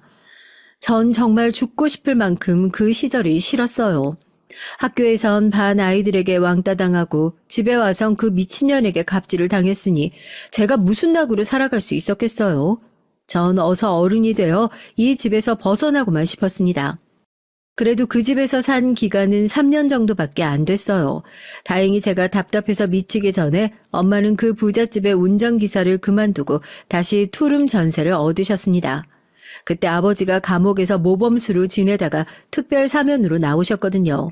그 때문에 어머니는 군대 간 오빠에게 아예 직업 군인으로 말뚝박을 하고 권유도 아닌 강요를 하시게 된 거였습니다. 오빠 역시 다시 학교에 돌아갈 수 있을 거라고는 생각도 안 했다면서 그 길로 바로 직업군인으로 진로를 바꿨고요. 그리고 남은 건 저 한 명이었는데 어머니가 그 이후부터 계속 저에게 집을 나가라고 성화를 부리셨던 거였습니다. 하루도 안 빼놓고 집을 나가고 싶다고 생각하긴 했지만 제가 경제적으로 홀로 설 준비가 됐을 때 나가는 거와 그냥 쫓겨나듯이 나가는 건 다르잖아요. 전 며칠을 어머니에게 애원도 하고 못 살겠다고 하소연도 했지만 어머니의 결심은 바뀌지 않았어요. 결국 전 회사 기숙사에 살게 됐다고 거짓말을 하고 짐을 싸서 집을 나오게 됐습니다. 그렇게 집을 나온 후부터 저에게 고생문이 훤하게 열리게 된 것이었어요. 기숙사는 거짓말이고 전 회사 근처에 있는 찜질방에서 한 달간 잠만 자는 생활을 했습니다. 매달 밥을 먹는 돈은 있었지만 도저히 월세 보증금을 마련할 수는 없었어요. 찜질방에서 청소도 하고 매점을 운영하는 아주머니가 절 불쌍하게 보아주시지 않았다면 전 꼼짝없이 길에서 노숙을 할 수밖에 없었을 겁니다. 그 찜질방 아주머니는 궁금하다는 듯이 질리지도 않고 제가 저녁 먹으러 올 때마다 이렇게 물었어요. 아니 어쩌다가 젊은 아가씨가 집도 절도 없이 떠돌아다니게 됐어? 요 건너편에 있는 회사 다닌다며? 근데 왜 집 한 채는커녕 방도 한 칸 없는 거야? 뭐 물어보면 안 될 아주 꽁꽁 숨길 비밀이라도 되나? 아니요. 엄마도 아빠도 없어요. 전 고아예요. 그리고 고아원에서 20살 되었다고 독립하라고 쫓겨나서 그래요. 전 더 묻지 말라고 저에 관한 일들은 숨기거나 거짓말을 하게 됐어요. 복잡하고 좋지도 않은 가정사 구구절절 말해봐야 무슨 소용이 있겠습니까? 차라리 깔끔하게 그 사람들이 원하는 대로 던져주자 이렇게 편하게 생각했습니다. 전 회사에서도 아주 조용하게 살았어요. 아무하고도 얽히고 싶지도 않았고요. 제 나이가 어리고 만만하다는 이유로 나이 먹은 대리님, 공장장님 등 아저씨들은 끈질기게 저한테 달라붙어서 음담패설을 늘어놓거나 회식 때마다 어떻게든 저와 호텔 한번 가보자고 대놓고 말하기도 하고 그런 뉘앙스를 풍기기도 했어요. 하지만 전 그 징그러운 아저씨들의 유혹을 일절 받아주지 않았습니다. 왜냐하면 저도 연애나 결혼에 대해서만큼은 로망이 있었거든요. 꼭 순결한 처녀로서 결혼해야 한다는 정도는 아니었지만 저도 결혼할 사람에 대한 의리 정도는 있었습니다. 그래서 아무 남자나 만나고 다니고 싶진 않았어요. 그 결과 회사에서 제 별명은 마녀, 얼음마녀 등 주로 옛날 얘기에 나오는 악역 여자 같은 느낌이었습니다. 곁을 주기는커녕 말 한마디도 제대로 못 붙이게 만드는 그런 냉정한 면이 있다는 게 저에 대한 주위 사람들의 평이었죠. 그러던 어느 날 저에게도 잠깐의 봄이 찾아왔습니다. 그건 제가 다니던 공장에 새로 들어온 신입 직원 덕분이었는데요. 제가 22살 되던 해 갓 고등학교를 졸업한 남편이었습니다. 첫 번째 남편은 저보다 2살 아래의 공장 신입 직원이었어요. 전 제가 좋다고 쫓아다니며 계속해서 고백을 했죠. 처음엔 저보다 어린 사람은 남자로 보이지 않는다고 몇 번 거절을 했습니다. 그러나 그 사람은 거기서 끝나지 않았어요. 전 사무실에서 일을 하고 그 사람은 공장 라인에서 일하는 사람이라 우리가 마주칠 시간은 딱 점심시간과 퇴근하는 시간 정도였는데요. 그날은 11월 11일이었습니다. 빼빼로를 주고받는 날이라고 다른 사람들은 선물을 받으며 즐거워하고 있었죠. 하지만 전 상관없는 날이었습니다. 친구도 없고 얼음마녀라는 별명을 가진 저에게 빼빼로를 줄 사람도 제가 주고 싶은 사람도 우리 회사엔 없었으니까요. 그런데 점심시간에 제 옆으로 다가온 제 첫 번째 남편이 저에게 내민 건 빼빼로 상자 하나였습니다. 저기요, 은희씨, 오늘 빼빼로 데이인 건 알아요? 자, 이거 줄 테니까 저랑 주말에 영화 보러 갈래요? 됐다니까요. 먹고 싶은 생각도 없고 주말에 시간도 없어요. 그러지 말고 여기 이건 내 핸드폰 번호니까 생각해보고 연락 줘요. 그 사람은 빼빼로 상자 뒤쪽에 자기 핸드폰 번호를 적어서 제 옆에 슬쩍 놓고 갔습니다. 전 일주일 내내 그 상자를 버리지 못했고요. 그러다 정말 충동적으로 그 사람에게 전화를 했어요. 그 사람이 영화를 보러 가자고 했던 토요일 바로 전날 밤이었습니다. 그 사람은 반가운 목소리로 전화를 받았죠. 은희씨, 내일 저하고 데이트하는 건가요? 누가 당신하고 데이트하려고 전화한 줄 알아요? 앞으로 회사에서 아는 척하지 말라고 전화한 거예요. 알았으면 월요일이 와도 아는 척하지 말고 회사에서도 마주치지 말아요. 그 사람은 당황하며 제 이름을 불렀지만 전 눈을 질끈 감고 전화를 딱 끊어버렸습니다. 제가 전화를 끊자마자 연이어 그 사람으로부터 전화가 계속 왔어요. 전 계속 전화를 받지 않았습니다. 하지만 그 사람이 연달아서 10번이 넘게 전화를 울리자 전 받을 수밖에 없었어요. 전화를 받아서 다시 경고를 하려고 하던 찰나 그 사람이 선수를 치게 됐죠. 은희씨, 우리 딱 3개월만 만나봐요. 은희씨가 날 지금은 좋아하지 않는다는 걸 너무 잘 알겠어요. 하지만 나 역시 후회하고 싶지 않아요. 그러니까 3달 동안만 나한테 기회를 줘요. 그러고도 내가 좋아지지 않으면 내가 깨끗하게 물러날게요. 전 그 사람이 3개월이 지나도 전혀 마음이 변하지 않을 거란 걸 잘 알았어요. 까짓거 3개월 후에 좋아하지 않는다는 한마디를 하면 될 것이라고 생각했죠. 하지만 전 그 결정이 얼마나 어리석었던 건지 나중에야 깨닫게 됐습니다. 남편을 사랑하게 돼버린 것이었어요. 아마도 마음 한구석에선 외로움으로 몸부림치며 울고 있었던 저의 자아 때문이 아니었나 생각됩니다. 낳아준 부모도 버리다시피 한 저를 돌봐주고 좋아해주면서 항상 웃는 얼굴로 대해주는 남편에게 안 반할 재주가 없었죠. 결국 전 그 사람과 1년을 사귄 끝에 둘만의 결혼식을 하기로 했습니다.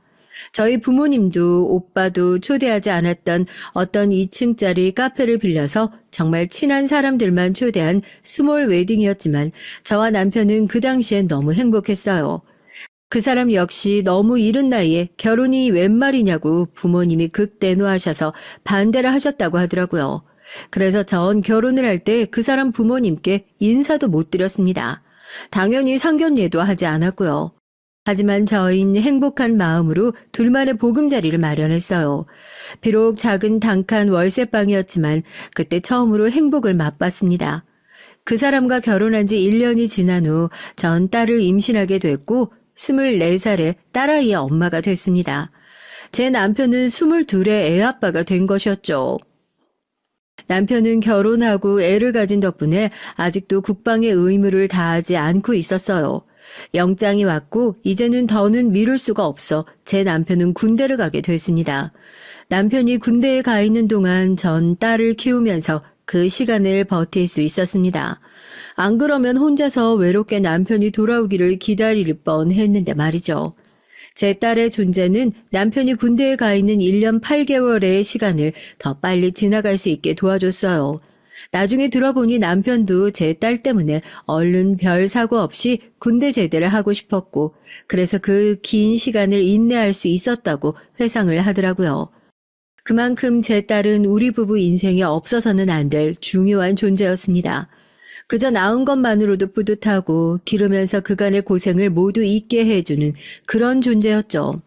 그러나 남편이 제대를 하고 얼마 안 되어 저희 부부 사이엔 크나큰 시련이 닥치고 말았습니다. 딸은 3살이 넘었는데도 말을 하지 않았기 때문이에요. 발달 단계에 맞게 발달을 하지 못하는 딸은 저의 빛나는 존재에서 단번에 우리 부부의 걱정거리로 변하고 말았죠. 전 딸을 데리고 좋다는 병원은 다 다녀보고 발달센터며 정신과를 드나들었지만 딸은 그 후로도 1년이 지나서도 말을 하지 못했습니다. 그것 때문에 저와 남편은 매일매일 싸우게 됐어요. 남편은 딸의 발달 장애가 저 때문이라고 하면서 이렇게 말했습니다. 네가 우리 딸에게 시기적절한 말을 안 가르쳐주고 집 밖에 잘 나가지도 않아서 그래. 우리 딸이 말을 못하는 건 너 때문이잖아. 그러진 않을 거야. 그래도 3살부터 어린이집도 보냈는데 왜 그러는 거야? 응? 당신은 그럼 우리 딸한테 말 가르치는 거 신경이나 썼어? 일 끝나면 사람들하고 술이나 마시고 늦게 들어오고 당신이 제대하고 나서 나랑 우리 딸에 대해서 신경이나 제대로 썼어? 양심이 있으면 말 좀 해봐. 남편이 저를 비난하자 저도 남편에 대한 서운함으로 푸념하고 잔소리도 점점 심하게 하기 시작했습니다. 조금만 집에 늦게 들어오면 그 사람을 의심했고 회사에서 다른 여자와 바람을 피우지는 않는지 남편을 닥달하고 못살게 굴었던 적도 많아요. 그 사람도 이렇게 변해버린 제가 지겨웠을 거라고 생각해요. 그랬으니까 갑자기 새벽에 짐을 싸서 도망을 가버렸겠죠. 남편은 아이가 5살 되던 해에 어느 날 갑자기 저와 우리 딸을 버리고 도망을 가버렸습니다. 그렇게 첫 번째 남편은 지금까지 어디에 있는지 몰라요. 지금은 어딘가에서 잘 살았으면 하는 바람밖에 없지만 말이에요. 처음엔 저와 딸을 버리고 떠나버린 남편이 너무나 미웠고 그 사람이 없는 삶이 너무나 막막했습니다. 하지만 사람은 적응의 동물인 것이 전 점점 그 사람이 없는 생활도 받아들이게 됐어요. 그리고 그 사람이 없어도 서류상으로 이혼하는 데는 아무런 상관이 없었습니다. 남편이 3년 이상 연락도 안 하고 어디 있는지도 모른다면 생사불명으로 이혼이 성립했거든요. 그렇게 전 이혼녀가 됐습니다. 제 딸은 약한 자폐 스펙트럼 장애 진단을 받았습니다. 5살 말부터 간다는 단어와 엄마라는 말을 이어붙여 그럭저럭 소통이 되었죠. 그 사람이 떠나고 나서부터 더 절실해진 딸과 소통장애가 절 악바리 같은 엄마로 다시 태어나게 했어요. 전 딸이 유치원에 돌아오면 배변 훈련과 함께 여러 가지 카드를 보여주면서 단어를 가르쳤고요. 그렇게 끝없이 반복 학습을 한 끝에 딸은 엄마 물, 엄마 똥, 엄마 졸려 이런 두세 단어를 붙인 말을 겨우 할 수 있게 됐습니다. 딸은 정말 생존에 꼭 필요한 말밖엔 잘 하지 않더라고요. 할 필요가 없어서였는진 몰라도 말이죠. 게다가 제 딸은 5살까진 밖에서 화장실을 못 가고 꼭 기저귀에다 변을 보는 습관이 있었습니다.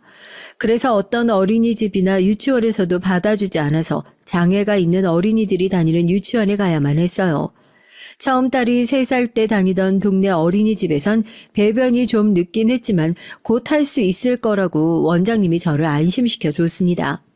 하지만 딸은 4살이 돼도 5살이 되도록 계속 변을 화장실에서 보지 못했어요. 의사 선생님은 두려움 때문에 그럴 수 있다고 딸이 자기가 큰 병에 걸렸다는 착각을 한다고 말했습니다.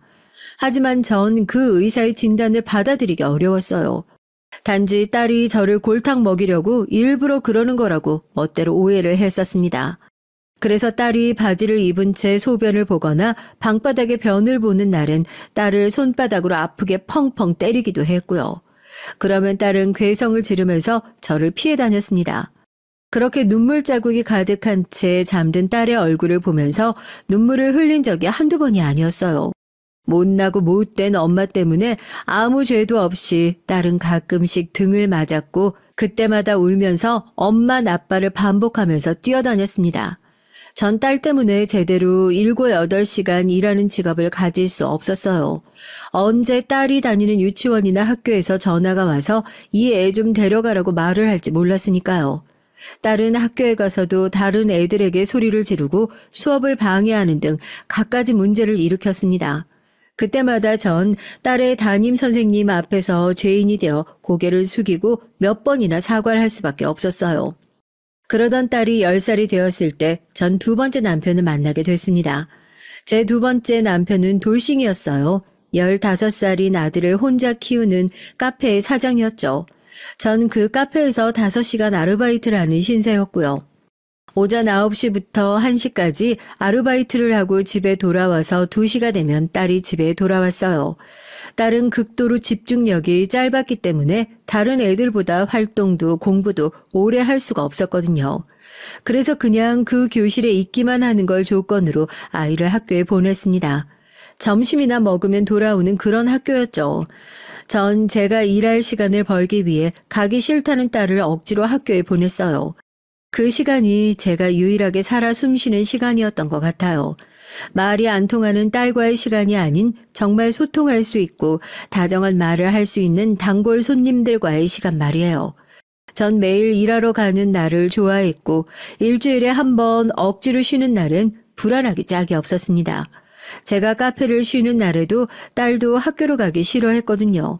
하지만 전 하루 종일 딸과 붙어 있을 자신은 도저히 없었어요. 그래서 딸이 아프다고 학교 가기 싫다고 투정을 부려도 얄짤없이 학교에 보내 5시간씩 꼭 있게 만들었습니다. 처음엔 제가 퇴근할 무렵에 사장님은 저와 교대하러 카페에 출근을 했어요. 그 사람은 술도 매우 좋아하고 사람들과 어울리는 걸 좋아하는 쾌활한 성격이었습니다. 그래서 카페에 일하러 올 때마다 숙취 해소제를 사가지고 왔죠. 전 그 사람의 라이프 스타일이 참 부러웠고 그런 구김살 없는 성격이 좋았습니다. 그래서 전 몰래 사장님을 마음에 두기 시작했어요. 이번은 제가 먼저 그 사람에게 반했었던 것이죠. 하지만 그 마음을 입 밖으로 꺼내고 싶지 않았습니다. 그 사람은 평범한 돌싱이지만 전 장애가 있는 딸을 키우는 이혼녀였기 때문입니다. 그러던 어느 날 제 2번째 남편이 저에게 말을 걸기 시작했어요. 전 처음엔 무시하고 못 들은 채 했지만 그럴수록 그 사람은 저에게 관심을 보여줬죠. 어느 날은 주먹밥을 만들어서 같이 먹자고 하거나 저녁에 치킨집에서 맥주를 한잔 하자고 하면서 말이에요. 전 그의 관심이 싫지 않았고 그 사람이 집에서 만들어 가져오는 음식을 처음엔 마다했지만 나중엔 같이 먹고 간단한 얘기를 나눈 뒤 퇴근을 했습니다. 나중에 알게 된 것이지만 그 사람이 점심도 못 먹고 일하는 제가 안쓰럽게 생각돼서 일부러 주먹밥이나 떡볶이 등등을 만들어 오는 것이었어요. 그러느라고 전 딸을 데리러 가는 시간이 더 늦어지고 말았습니다. 딸의 담임 선생님은 그런 제가 눈의 가시처럼 느껴졌나 봐요. 어느 날 담임 선생님은 곤란한 얼굴로 딸과 함께 집에 가려던 저를 불러 세우더라고요. 그러고 이런 말을 했습니다. 연수 어머니, 저 죄송한 말이지만 2시 정각에 데리러 오시기로 하지 않았나요? 요즘 들어 계속 10분, 20분이 넘도록 늦게 오고 계신데요. 내일부턴 제 시간에 연수 좀 데리러 와주세요. 연수 때문에 다음 시간이 제대로 진행되지 않고 있습니다. 그 앤 기다리는 것도 가만히 못 있는 편이라서요. 저도 이런 말씀 드리기 싫지만 어머니가 이렇게 계속 늦으시면 연수 다른 학교로 전학시킬 수밖에 없어요. 네, 죄송합니다. 제가 일이 좀 늦게 끝나서 그랬어요. 이젠 제 시간에 데리러 올게요. 학교 옮기라는 말씀만을 하지 말아주세요. 제발 부탁드립니다, 선생님. 전 더 이상 전학을 보내고 싶지 않아 두려움에 떨며 선생님께 사과를 했어요. 사실 딸의 학교는 벌써 3번째 옮기는 거였거든요. 아무리 서울 시내라도 장애인이 다닐 수 있는 특수학교는 그렇게 많지도 않은데 다니는 학교마다 쫓겨나면 다음 학교에서도 받아주지 않는다는 말을 들은 적이 있었기 때문입니다. 전 그 후부터 그 사람이 아무리 더 있다가라고 청을 해도 오후 1시가 되자마자 칼같이 퇴근을 했습니다. 그랬더니 그 사람은 어느 날부터 30분씩 일찍 카페에 왔어요. 저와 얘기를 하고 싶다고 하면서 말이죠. 내가 이렇게 일찍 오면 되는 걸 가지고 당신에게 괜히 더 있다가라고 붙잡았던 것 같네요. 무슨 사정이 있어서 시간 딱 맞춰서 칼퇴근 하시는 거죠? 괜찮으면 나한테 얘기 좀 해주지 않을래요? 남편의 다정스러운 목소리에 전 그날 한없이 울음을 터뜨렸습니다. 울고 또 울어도 눈물이 마르질 않더라고요. 그 사람은 말없이 제 어깨를 감싸고 등을 두드려 위로를 해 주었어요. 퉁퉁 부은 눈을 하고 전 그날 남편과 함께 딸의 학교에 갔습니다. 남편의 카페는 남편의 절친에게 부탁을 해서 맡기고 말이죠. 남편을 처음 만나던 날 딸은 잔뜩 경계하는 눈초리로 남편을 노려봤어요. 이 세상에 하나밖에 없는 혈육인 제 엄마를 뺏어가려는 나쁜 아저씨로 보였나 봅니다. 제 딸은 저를 그저 밥 주고 살기 불편하지 않게 하는 집안의 물건이나 로봇쯤으로 생각했을지도 모르지만요. 그래도 다른 낯선 사람들보단 조금이라도 더 애정을 가지고 있었다고 생각합니다. 그러니 저랑 떨어지면 그렇게 울고 소리 지르고 그랬겠죠. 그래서 딸은 언제부터인가 저와 함께 나타난 남편을 볼 때마다 소리를 지르고 다리를 차는 등 난폭하게 굴었습니다. 그때마다 전 2번째 남편에게 정말 죄를 짓는 기분이 들었어요. 하지만 남편은 괜찮다고 신경 쓰지 말라고 말하며 웃음을 지었습니다. 그래, 연수는 내가 나쁜 아저씨로 보이나 본데 하기야 난 연수한테 엄마의 시간을 뺏는 사람일 수도 있겠구나. 그럼 엄마와 나와 연수 그리고 오빠도 함께 가족이 되는 건 어떨까? 응? 우리 집에 오빠 보러 갈래? 싫다. 난 오빠, 아저씨 다 싫어. 연수는 엄마만 좋아. 그니까 아저씨, 우리 엄마 데리고 가지 마. 제 딸은 이상하게 촉이 좋기도 했어요. 말이 어눌한 대신 다른 사람들의 심리를 좀 꿰뚫어 본다는 그런 면이 있었던 것 같아요. 그러나 전 남편에게 푹 빠져 있었던 때여서 딸이 남편을 싫어하는 것이 도무지 마음에도 들지 않았고 이해도 안 됐어요. 이렇게 좋은 심성을 가진 사람인데 왜 이렇게 싫어할까? 딸이 남편을 받아들이지 못해도 전 남편과 결혼을 하지 않으면 못 견딜 것 같았습니다. 그래서 이번엔 제가 먼저 남편에게 같이 살자고 조르듯이 말했죠. 남편은 선선히 그러자고 했고요. 전 딸과 둘이 살던 투룸 오피스텔을 정리하고 남편의 아파트로 짐을 싸서 들어갔습니다. 이번엔 서로 돌싱들의 결합인 만큼 결혼식도 쓰듬에도 아무것도 하지 않았어요. 제 남편의 중2짜리 아들도 아빠가 결혼을 한다니 너무 쪽팔리고 아무한테도 알리고 싶지 않다고 하면서 반대를 했거든요. 그 애는 저를 처음 본 날 인상을 찌푸리며 저에게 그러더라고요. 아줌마가 우리 집에 들어와서 사는 건 어쩔 수 없지만요. 우리 엄마에 대한 내 추억이랑 아빠의 자리까지 뺏어가는 건 안 돼요. 절대로. 엄마라고 불러달라거나 친한 척은 하지 말아요. 학교에 올 일 있을 때도 절대 오지 말고요. 전 아빠만 있다고 친구들이 다 알고 있으니까요. 민수야, 정말 그렇게 생각해? 그렇다면 어쩔 수 없지만 아줌만 좀 슬프다. 난 우리 민수야 엄마도 꼭 되고 싶었는데. 네 추억을 망가뜨리지 않고 언젠가 네가 날 엄마로 받아들여주면 좋겠다. 알겠어, 민수야. 언제든 날 엄마라고 부르고 싶은 마음이 들면 그때 말해줘. 부탁할게. 하지만 그런 일은 절대로 없을 거라는 듯이 그의 아들은 제 얼굴을 외면했어요. 우리들의 아슬아슬한 동거는 어른들만 좋은 상태로 시작됐습니다. 남편은 저와 살림을 합친 후부터 매일 저녁 땐 다 같이 모여서 저녁을 먹을 것과 한 달에 한 번은 가족여행을 하자고 선언하듯 말했습니다. 전 당연히 대찬성이었죠. 하지만 아들과 딸은 둘 다 시큰둥한 표정이었습니다. 제 딸은 낯선 곳에 가는 것 자체를 싫어하는 성격이었고 아들은 한참 부모의 간섭이 싫은 질풍노도의 시기였기 때문이었습니다. 남편은 카페 운영을 저와 공동으로 하면서 저를 점장의 자리에 단숨에 올려놨어요. 그리고 커피를 더 깊게 배우라고 하면서 여러 지방에 있는 특색 있는 카페들을 방문하고 그 장점들을 모아서 우리 카페에 벤치마킹하고 싶다고 말했죠. 남편은 술을 너무 좋아해서 운전면허를 안 땄다고 하는데요. 그래서 지방 출장은 거의 제 몫이 됐습니다. 그동안 남편은 마포의 연남동에다 2호점을 오픈했고 분당 신도시에 3호점까지 세웠어요. 우리 카페는 점점 커피 맛과 빵과 케이크 등의 조합으로 유명한 지역 명소가 되어갔습니다. 3호점을 세우면서 전 더욱 자주 혼자 출장을 다니게 됐고요. 아직도 제가 알지 못하는 케이크 맛과 모르는 커피 원두들이 많았기 때문입니다. 남편은 젊었을 때 아들을 시댁에 맡겨두고 브라질이나 아프리카로 커피를 배우러 다녀왔다고 했어요. 그런 여행들이 인연이 되어 커피 원두 수입 사업까지 카페에 확장을 했다고 했고요. 그래서 전 지금은 여행을 가지 않는 남편을 대신해서 남미에 다녀오기로 했습니다. 그동안 집에서 딸을 남편이 봐주었고 전 딸과 전장 같은 저녁을 떠나 혼자서 오롯이 여행하는 즐거움을 알게 됐고 남편이 말하지 않아도 출장을 가고 싶다고 남편을 조르게 됐고요. 남편은 곤란한 듯한 표정을 지었지만 딱히 크게 반대하진 않았기에 전 지방 출장, 해외 출장을 두세 달마다 정기적으로 다녀오게 됐습니다.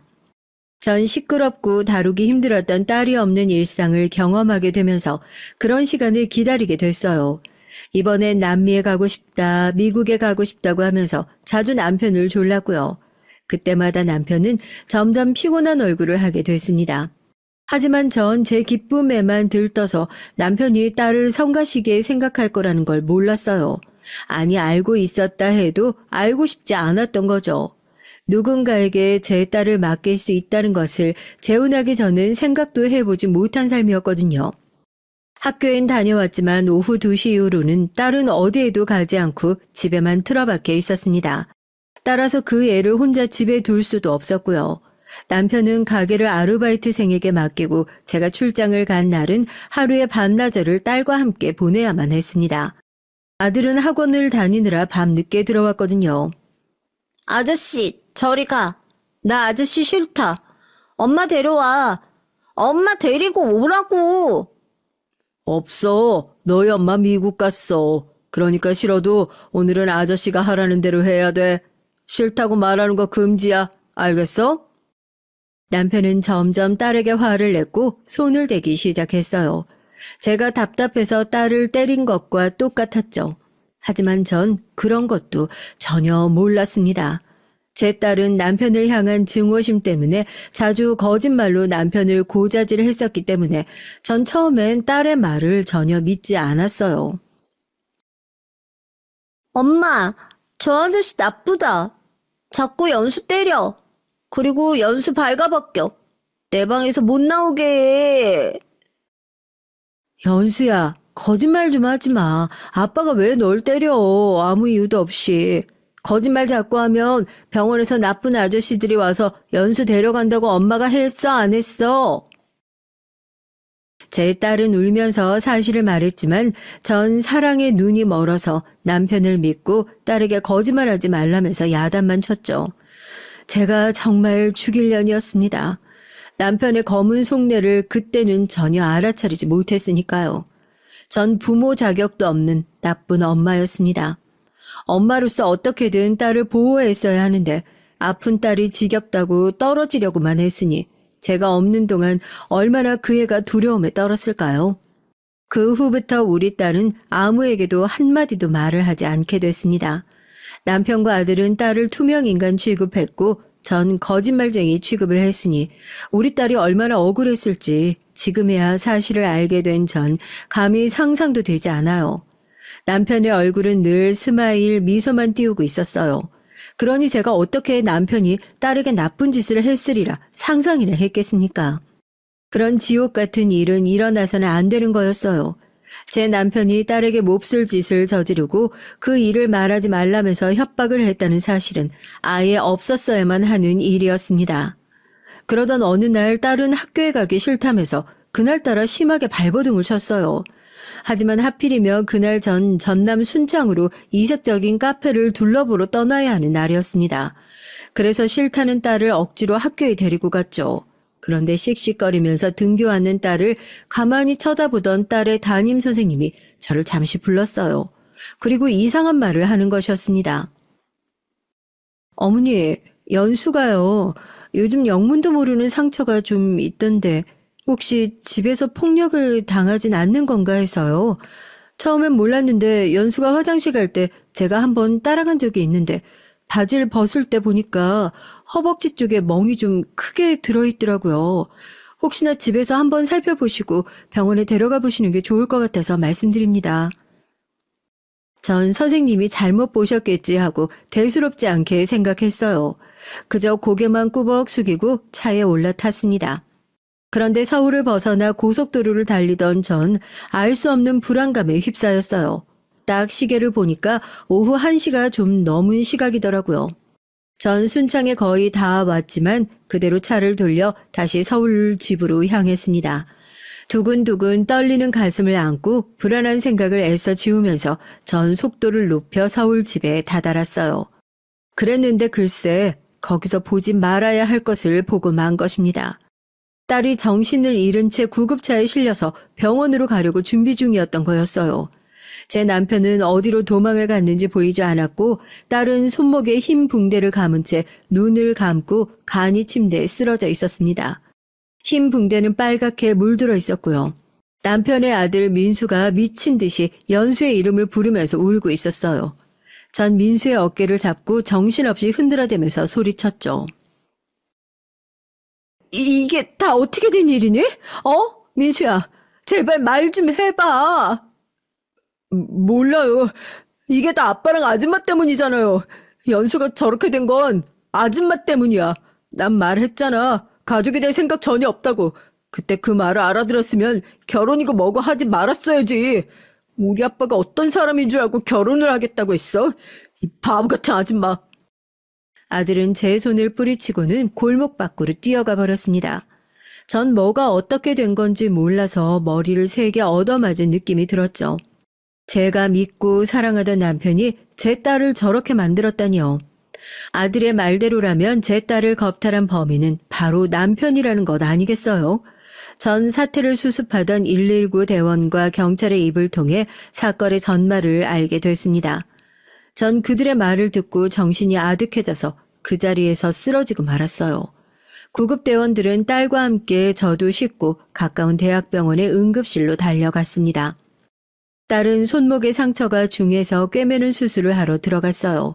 그리고 전 응급실에서 주사 2대를 맞고 나서야 겨우 깨어났습니다. 깨어난 후에도 전 현실을 믿을 수가 없었어요.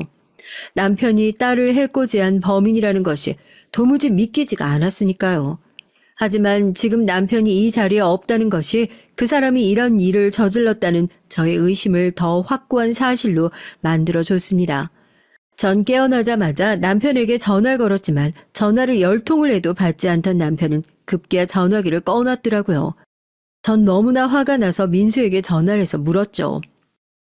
네 아빠 도대체 어디 있니? 그 사람 제정신이야?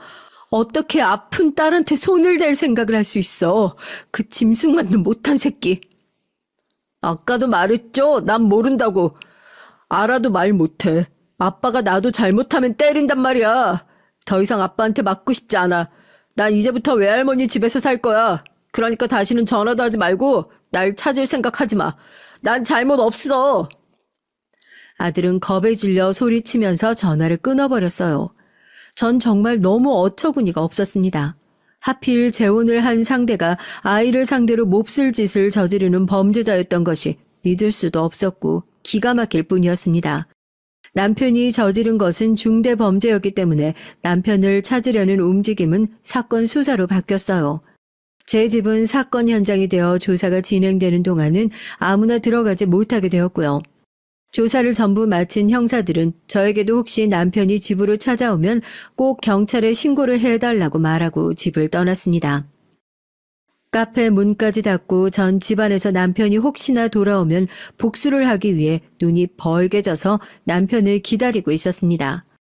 딸이 제 인생을 망쳤다고 싫어하며 지긋지긋하다고 말했지만 막상 딸이 이런 큰일을 당하니 제 인생에 가장 소중한 것이 제 딸이었음을, 누구보다 사랑했던 게 딸이었음을 깨닫게 됐어요. 전 쪽잠을 자며 밤마다 눈물을 흘렸습니다. 우리 딸이 가엾고 보고 싶고 애틋한 생각에 몸부림치며 울었어요. 그리고 이빨을 가득 물면서 남편에게 복수하겠다고 다짐했죠. 한 번은 언젠간 이 집을 찾아오겠지 하는 희망을 품고 기다리고 있었습니다. 그러다 병원에서 딸이 깨어났다는 소식을 듣고 저는 한달음에 딸의 얼굴을 보러 병원으로 달려갔어요. 병실에서 만난 딸은 오른손이 퉁퉁 붓고 왼쪽 눈 밑에도 칼에 베인 상처로 얼굴 전체를 붕대로 칭칭 감고 있었습니다. 전 그런 딸의 모습을 보는 순간 또 눈물이 쏟아져 나왔죠. 떨고 있는 딸의 가녀린 몸을 안으면서 전 딸을 언제 안아줬었는지 기억나지 않는 것이었어요. 전 서러움에 또 눈물을 쏟아낼 수밖에 없었습니다. 제 딸은 펑펑 울면서 소리쳤어요. 남편이 제 딸의 얼굴에 칼을 댔고 그 때문에 화가 나서 손목을 그었다고 말이에요. 엄마 어디 있었어? 아저씨 무섭다. 괴물이야. 나 아저씨 싫어. 더 이상 곁에 오지 마. 응? 엄마. 짧은 딸의 몇 마디로 전 어렵게 사건을 구성해냈습니다. 경찰이 조사를 한 결과 이 죽일 놈이 제 딸에게 나쁜 짓을 한 것이 그동안 한두 번이 아니었다고 하더라고요. 남편이 자고 있는 딸의 방에 몰래 들어와 입을 막고 옷을 벗기려고 해서 발버둥 치던 딸이 남편의 얼굴에 발길질을 했답니다. 그래서 화가 나서 남편이 과도를 들어 딸의 얼굴에 상처를 냈다고 하더라고요. 목을 찌르고 죽일 생각이었지만 천만다행으로 칼이 빗나가서 제 딸은 목숨을 살리게 됐던 것이었어요. 자초지종을 다 알고 나서 전 남편의 아들에게 간청을 했습니다. 이번 사건의 증인이 되어달라고요. 하지만 민수는 끄떡도 하지 않았어요. 아무리 나쁜 범인이라도 자기를 낳아준 아빠라고 하면서 말이죠. 전 눈물을 흘리며 남편의 아들과 외할머니에게 제발 도와달라고 사정을 했습니다. 남편의 예전 장모님은 본인의 딸도 남편과 결혼한 후에 강압적인 관계를 몇 번이고 강요당해서 정신병원에 드나들면서 살고 있다고 말하더라고요. 하지만 도저히 손자까지 모른 척할 수가 없어서 민수를 돌봐주기로 했다고 하셨습니다. 그러니 저에게도 따뜻한 마음을 한 번이라도 베풀어 달라고, 그러면서 민수의 증언이 꼭 필요하다고 말했죠. 제 끝없는 전화 요청에 지친 외할머니는 어떻게든 민수의 마음을 돌려보겠다고 말씀을 하셨습니다. 남편은 금방 수배자 명단에 오르게 됐어요. 하지만 한 번도 꼬리를 밟히지 않았습니다. 어떻게나 꽁꽁 숨어버렸는지 딸이 다치던 날 도망간 이후로 남편은 집에도 카페에도 코빼기조차 보이지 않았습니다. 일주일이 지나고 2주째로 접어들던 어느 날 남편은 새벽에 몰래 제 집에 숨어 들어왔어요. 저는 집안의 불은 다 꺼놓았지만 눈을 부릅뜨고 남편이 오기만 기다리고 있었고요. 에너지 음료까지 먹어가며 거의 사흘째 쪽잠만 자고 있던 제게 드디어 복수의 기회가 다가왔던 것이었습니다. 남편은 도둑 고양이처럼 살금살금 부엌으로 들어왔어요. 도주 중이니 배가 고플 거라고 생각했고 전 냉장고 앞에서 그 악마 같은 놈을 기다리고 있었습니다. 제 예상이 딱 맞아 떨어졌죠. 남편이 부엌에 불을 켜는 순간 전 야구 방망이를 들고 그 인간에게 달려들었어요. 그리고 남편의 상체를 깔고 앉아 목을 눌렀죠. 미친 것처럼 소리를 지르면서요. 이놈, 죽어버려. 감히 내 딸한테 손을 대? 미쳤지? 너 미친 거지? 어디 할 짓이 없어서 아픈 딸한테 손을 대. 이년이 네가 미쳤지? 정신 나갔어? 어디 나한테 감히 대들어. 남편은 캑캑 숨을 몰아쉬면서 온 힘을 다해 저를 벽으로 밀쳤어요. 하지만 전 다시 일어나 남편에게 세게 달려들어 머리로 반대편 벽을 들이받아 버렸죠. 어디서 그런 힘이 나왔는지 지금도 모르겠습니다. 그리고 쓰러진 남편은 제 집 앞에서 잠복하던 형사들에게 끌려서 수갑을 찬 채 제 앞에서 사라져 갔어요. 마지막까지 눈매를 서늘이 붉히던 그놈의 얼굴을 잊을 수가 없습니다. 여기까지 제가 겪은 인생의 최악의 사건이었어요. 그 나쁜 놈 하나 때문에 전 제 딸의 인생을 망쳤습니다. 어미로서 어떻게든 그 복수를 했지만 딸의 찢어진 마음을 아물게 할 수는 없었습니다. 남편의 재판은 시작이 됐고 외할머니의 간청에 마음을 돌린 제 전 아들은 제 딸 이전에 자기 엄마에게 저지른 죄까지 밝혀냈어요. 그 결과 그놈은 징역 30년을 선고받게 됐습니다. 하지만 누군가가 죽지 않아 무기징역이 아니라니 전 너무 화가 나고 어이가 없어 항소를 했어요. 그러나 재판관은 더 이상의 형량을 선고할 수는 없다고 하더군요. 전 청와대에도 몇십 통의 이메일을 보냈고 홈페이지에 국민청원까지 올렸습니다. 많은 사람들이 저의 사정을 딱하게 여기고 전 남편 놈의 형량을 늘려달라고 청원에 동의를 해주셨어요. 그분들에게 이 사연을 빌어서 감사의 인사를 드리고 싶습니다. 제 전 남편 놈은 형량이 너무 무겁다면서 뻔뻔하게 항소를 했지만 단번에 기각이 됐어요. 여러분, 제 사연은 여기까지입니다. 제 기구한 사연 얘기를 어떻게 들으셨는지 궁금하네요. 전 나락에 2번 떨어졌던 사람이에요. 한 번은 제 딸이 자폐 스펙트럼인 것을 알게 되었던 날이었고 또 하나는 제 딸이 집에서 사고를 당해서 실려 나오던 것을 제 눈으로 목격하던 날이었습니다. 전 그 후부터 하나님께 매일같이 빌고 있어요. 제 죄를 씻어달라고 말이죠. 그러지 않으면 슬퍼서 도저히 살 수가 없습니다. 부디 이런 절 하나님이 불쌍히 여기셔서 사는 동안에라도 더 이상의 슬픔은 겪지 않게 되길 바랍니다. 저의 긴 글 읽어주셔서 감사합니다. 여러분들은 항상 행복하고 평안한 하루 되시길 바랍니다. 감사합니다.